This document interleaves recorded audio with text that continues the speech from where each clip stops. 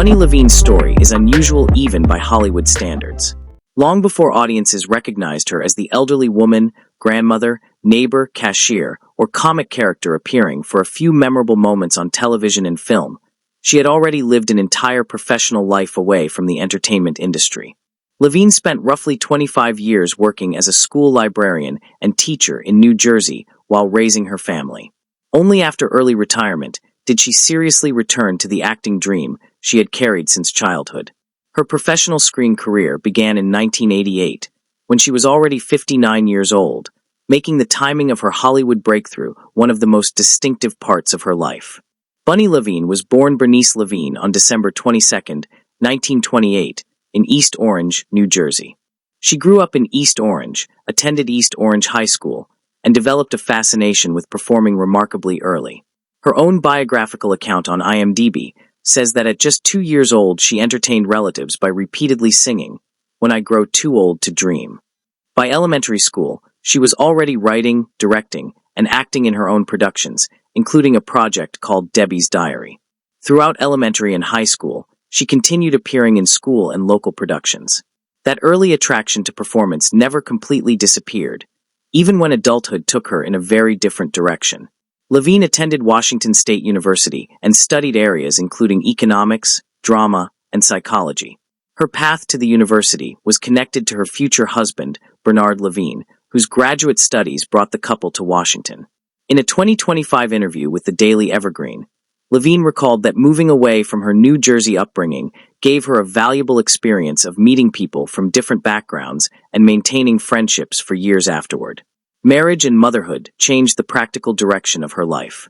Bunny Levine married Bernard Levine in 1949. Bernard was a mathematics professor, and the couple eventually had 3 children. Rather than immediately pursuing Hollywood, Levine placed her acting ambitions aside for approximately a quarter of a century. Her own IMDb biography explains that she worked primarily as a school librarian while helping her husband raise their children. The decision did not mean she had stopped loving performance. Instead, storytelling, book talks, school activities, and other forms of communication gave her ways to use the skills she had developed as a young performer. One of the lesser-known details of Levine's early adult life is that she initially reconsidered theater as a profession because she questioned whether she fit the conventional image of a leading actress. Her IMDb biography records that she switched away from theater arts while continuing to act and participate in college radio. That decision eventually produced a career that was very different from the glamorous leading lady path she once imagined. Rather than becoming famous for one central role, Levine became the kind of performer whose face could suddenly appear across a remarkable variety of productions. After taking early retirement from education, Levine finally began pursuing acting seriously. She enrolled in acting classes, auditioned, performed in community theater, and gradually moved deeper into professional entertainment. Her first professional film credit came with the 1988 horror comedy Slime City. She was already 59. For many performers, that would be considered extraordinarily late to begin a screen career. For Levine, it was the beginning of the most active professional chapter of her life. Her career developed through persistence rather than one enormous breakthrough. She worked in commercials, television, episodic programs, soaps, independent productions, and feature films. She accumulated more than 100 acting credits according to her 2025 profile in the Daily Evergreen, while IMDb lists more than 100 acting credits as well. Her resume eventually included Law and Order, Everybody Loves Raymond, Gilmore Girls, Community, Criminal Minds, Ugly Betty, Private Practice, Two Broke Girls, Raising Hope, New Girl, The Mindy Project, Fuller House, Shameless, Mayans MC, Jury Duty, and The Upshaws. Her appearances were frequently brief, but that was part of what made Levine valuable as a character actress. She could transform a small role into something recognizable, often playing older women, grandmothers, neighbors, relatives, or comic figures. Her screen work demonstrates how much of television storytelling depends on performers who may not headline an episode, but still make a scene feel authentic. Her credits ranged from major network programs to independent productions, allowing her to work alongside very different generations of actors. Her film career contained several particularly recognizable connections. Levine appeared in Adam Sandler projects, including You Don't Mess with the Zohan, Sandy Wexler, and You Are So Not Invited to My Bat Mitzvah. She also appeared in La La Land, where she was credited as a movie theater cashier. In 2024, she played Mona in Thelma, appearing opposite June Squibb. These roles illustrate how Levine continued accepting screen work well into an age when many performers had already left the industry. Her relationship with Bernard Levine was one of the defining parts of her personal history. The couple married in 1949 and remained together until Bernard's death on February 22, 2003. IMDb records the marriage as lasting from August 21, 1949, until his death and confirms that they had 3 children. Bernard was a mathematics professor, and his professional life helped shape the family circumstances in which Levine spent her early adulthood. Bernard's death became a major turning point. After losing her husband, Levine moved from the New York area to Los Angeles, where she continued pursuing acting.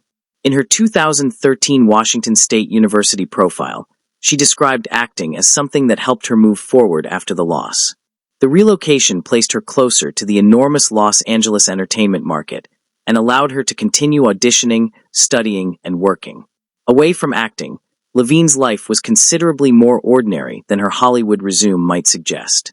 Her 2013 university profile described her swimming regularly, attending a book club, meeting friends for brunch and movies, and traveling back to the East Coast to visit family. She also maintained an interest in staying physically and mentally active. That lifestyle fit her philosophy that retirement should not mean simply withdrawing from the world. Levine was also unusually candid about rejection. In 2025, she told the Daily Evergreen that actors have to develop a thick skin because rejection is part of the profession. Her approach was practical rather than glamorous. Keep studying, keep auditioning, improve the craft, and continue. She said she did not remember a single dramatic moment when everything changed. Instead, she simply kept moving forward. That attitude helps explain one of the most remarkable aspects of her career. Levine remained professionally active into her 90s. Her credits include appearances in Jury Duty, Mrs. Davis, Dave, Mayans MC, Thelma, and other later productions. IMDb also lists 2026 appearances in The Upshaws, Achiever, and The Cure, with Levine credited as Mrs. Polanski in The Cure. The most recent confirmed development in Levine's life is also the saddest. Reports published on August 23, 2026, confirmed that she had died at age 97 at her home in Tarzana, California. Reports said she died peacefully in her sleep and that her death appeared to be from natural causes. Her final period of professional activity, therefore, came remarkably close to the end of her life, with her 2026 work including The Cure and an episode of The Upshaws. There is an important distinction to make regarding current rumors surrounding Bunny Levine. At the time of her death, there is no credible reporting establishing a major scandal, secret relationship, criminal controversy, or sensational cause of death. The verified reporting instead centers on her death from natural causes, her long marriage to Bernard, her 3 children, and the extraordinary late-life acting career she pursued after decades in education.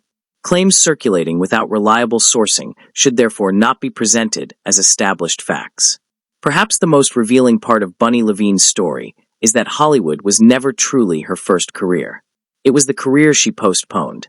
She became a wife, mother, teacher, and librarian before returning to the stage and screen. When she finally entered professional acting, she did so at an age when many people are thinking about retirement rather than auditions. Yet she continued learning, competing for roles, accepting rejection, and appearing in productions for decades. By the time Bunny Levine reached the final chapter of her life, she had accomplished something much larger than simply collecting screen credits. She had demonstrated that a childhood ambition could survive decades of responsibility and still become a reality. Her career did not follow the traditional Hollywood timetable, and perhaps that is exactly what made it remarkable. Bunny Levine did not arrive in Hollywood young and spend a lifetime trying to remain there. She arrived late, stayed determined, and kept working until her final years. Her life ultimately became a factual example of persistence in its most literal form. The dream was delayed, not abandoned.